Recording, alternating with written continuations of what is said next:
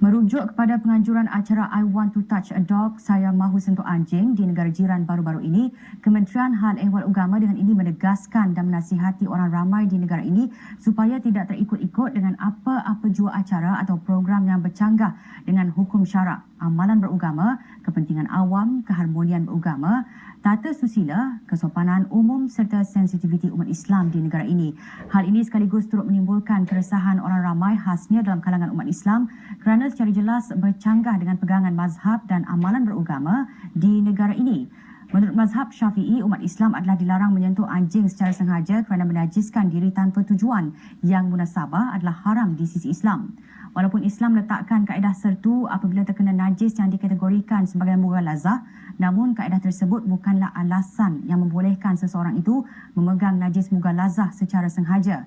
Tindakan tersebut samalah seperti orang yang sengaja melakukan dosa dengan alasan akan bertaubat kemudiannya.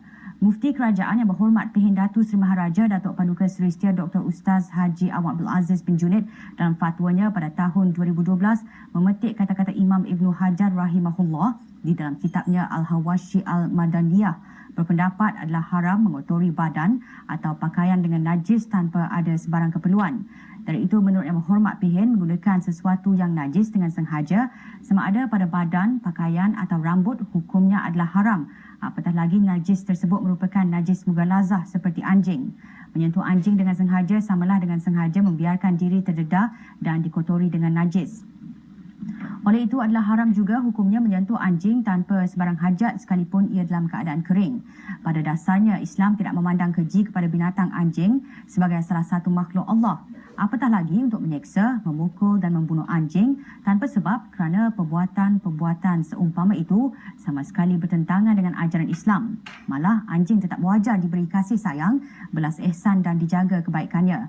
Walau bagaimanapun, dalam mazhab Syafi'i, umat Islam tidak dibenarkan untuk menjadikan haiwan tersebut sebagai binatang peliharaan seperti kucing yang dipegang, dibelai dan dicium. Ini kerana ia menyentuh persoalan hukum, antaranya tentang kebersihan pakaian dan anggota badan. Adalah ditegaskan bahawa pegangan masyarakat Islam di negara ini adalah menurut akidah Ahli Sunnah wal Jamaah mazhab Syafi'i iaitu berdasarkan perlembagaan. Justru langkah-langkah agar umat Islam di negara ini terus mengamalkan syariat yang tidak menyalahi mazhab Syafi'i perlu dipertahankan.